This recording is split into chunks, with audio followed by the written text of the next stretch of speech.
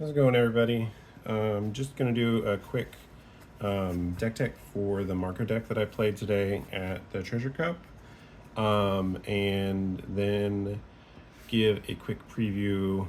Afterwards, I'll record a quick preview of what I plan on playing this week for locals, also on Marco. So just getting started, start with the kind of really important cards that are going to be showing up in near about every Marco list. First off, we've got 4 Doflamingo blocker. This card's great. A lot of this deck wants to know what the cards that are coming up are, and you have quite a few bricks, so knowing when those bricks are going to come up and being able to control that is important. Also notable, the 4K stat line is something that can be made into an attacker in a pinch. Won't come up often, but it is great to keep in mind.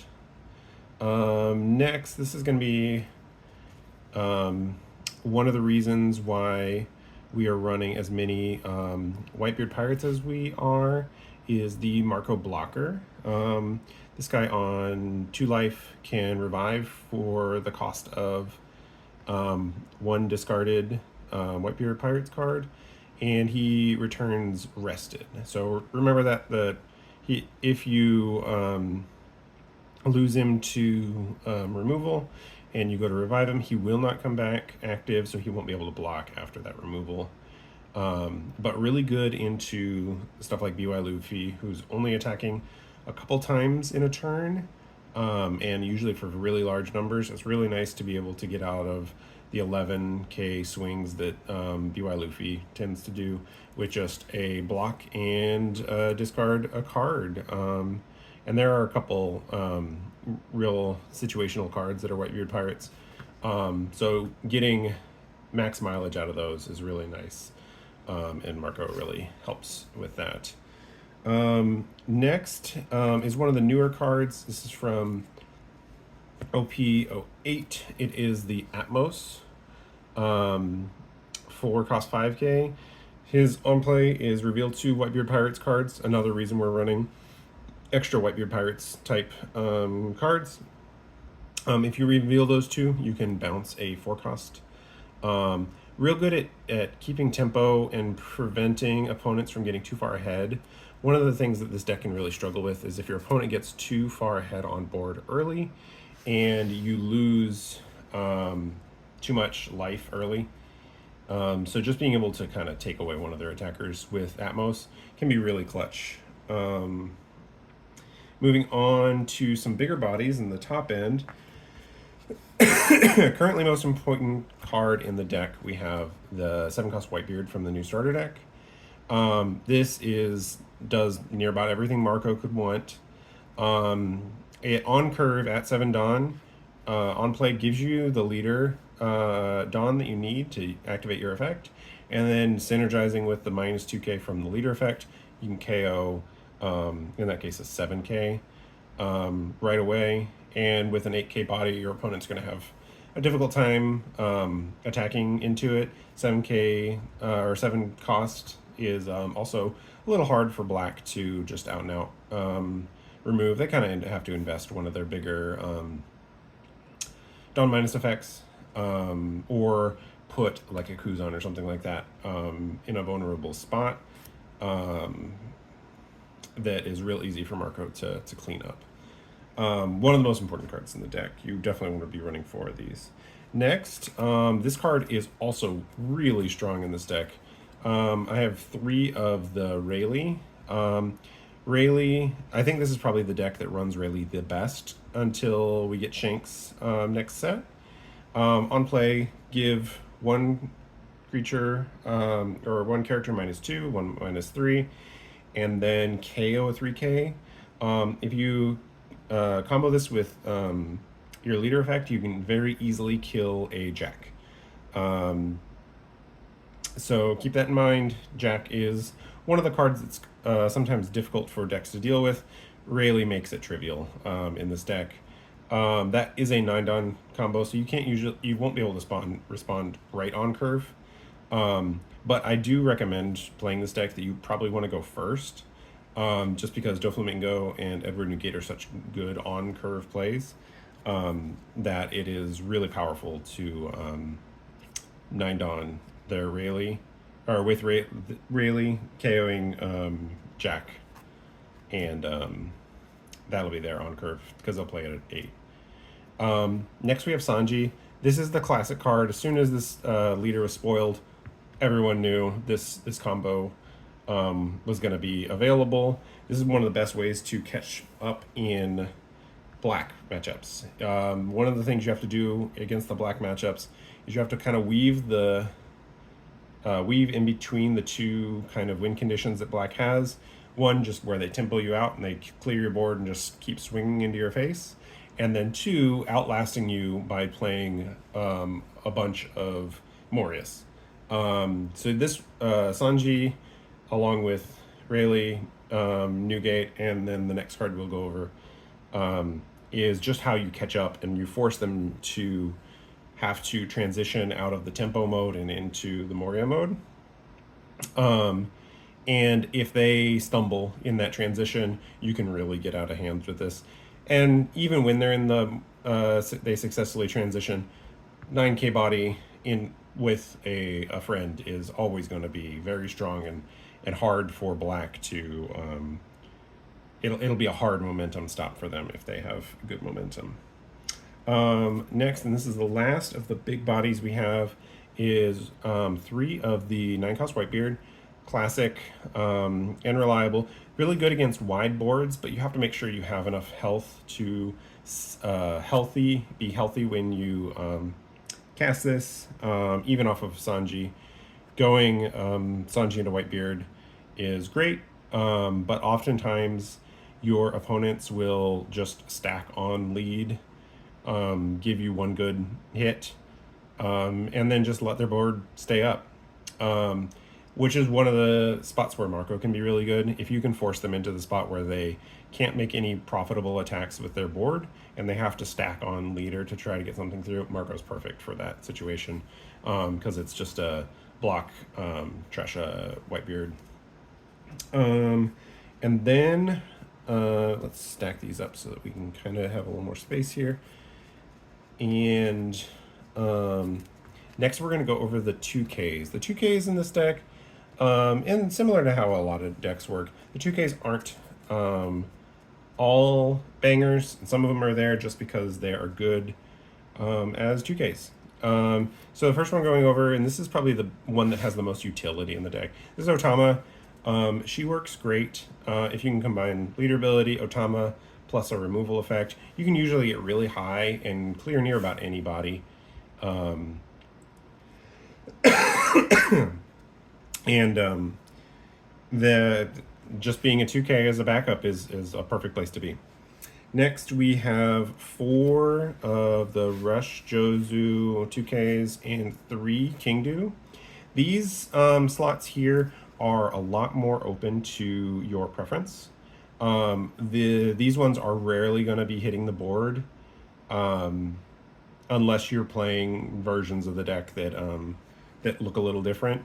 Jozu is the one I like at 4 of compared to Kingdu at 4 of, just because that rush, there are going to be situations where you have enough attack, or you don't have enough attacks and you just need that one more attack to get through. They have no cards in hand, no life, and one blocker. You can swing with leader, swing with Jozu, and kind of get through those situations where a lot of other 2Ks wouldn't work. And just being a backup 2K is a great fail case for that. Moving on to a bit of the tech cards and then events. The next one we have is 2 of Pudding. This card is mandatory if you're playing blue. Perfect at punishing any of the large hand decks like BY Luffy. Doflamingo can get hit. It's just the kind of card that you want if your opponent is outvaluing you a lot. Because I found, at least with my version of Marco currently, those are the matchups I was losing when my opponent could generate a lot of extra cards. I would be able to keep up with them on board, but I would get to the point where I had my big bodies on board, but their hand was too big and I couldn't push through for life because they just had too many cards. Pudding is exactly what you need for that. I would probably consider going up to more if I find room. Next card is the new Ace. I'm only running 2 of these. He's got Rush, and he's hard to kill when you're. He would be removed from the battlefield by one of your opponent's effects. You can just give him -2k, and then he sticks around. This is great into black. They have to invest a lot of tempo and resources to kind of get him off the board. And him threatening a 6k attack is great all the time. He also has the 1k counter, which is important for those rush threats, because a lot of times the rush threats can really get clogged up in your hand just because they have a great timing effect when they're on time. But if they're the wrong card, then they can really be bricky. So those are kind of the tech cards. Now moving on to the events, we have 3 of the Ace Fire Fist. This card is great when it is timed well, and it has a great trigger. Both are really good things in its favor. It's good into Doflamingo if you can find the fuel for it, and that's what the rest of the cards in the deck will be, is the fuel for it. And sometimes you can just snipe a couple of really valuable bodies. It's great against Doflamingo leader ability, plus Fire Fist can clear the Jinbei and Weevil, no questions asked, and it'll be right on curve too. So that can be a really strong play. Also great late game if your opponent starts stacking blockers. Like you can snipe a Rebecca, kill a Lucci, and you can really kind of clean up boards that otherwise could be problematic just because of how wide they get. And the trigger, the cherry on top. If you hit this out of trigger, your opponent may very well have their entire game plan kind of shattered just by that one thing. Next, I'm running a little one of. Some of the list I was basing this off of were running Radical Beam in this slot. I went for a little bit more removal, and I wanted to have the option to pop Rebecca's for free, which is one of the key parts of this card, is just popping that Rebecca for free. And it synergizes well with Rayleigh. You can give you can preempt, like, especially if they have a Rebecca or something like that. Like say against you're running against a Moria who brings back a Rebecca and some other card. You can play this targeting target, give -4 to Moria, KO Rebecca, and then play out Rayleigh, give Moria an additional -2 and -3 to something else, and then KO the Moria. So it's just a real strong play. Also pretty good with Marco. You can kill quite a lot for just a little bit of investment. I haven't had the trigger come up, but the trigger can get there. Sometimes your opponent's just not being able to swing with one of their bodies that they were really banking on swinging with can get there. Next, and this one is definitely a more kind of a question in the groups I'm researching for Marco. Sanji's Peof is a great card on curve. It's great in trigger, and I think that properly balanced. I'm not sure if my deck ended up being balanced quite right around this card, but can be a really good use of your extra Dawn. The draw 2 is one of the ways you fall behind against a lot of decks, is they just get too far ahead of you in cards. And this can kind of help with that, especially if you've got the Dawn to spare.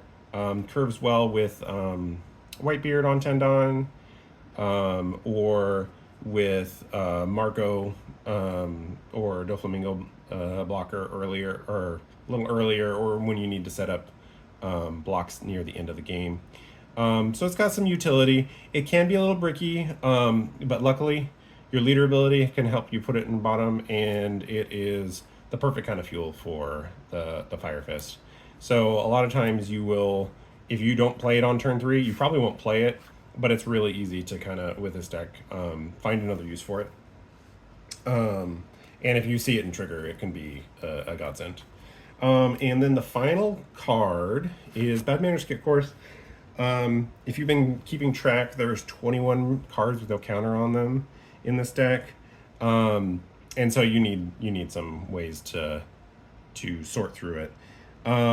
It can be fuel for Fire Fist, and it is got a pretty solid trigger, just like with Sabo's Fire Fist.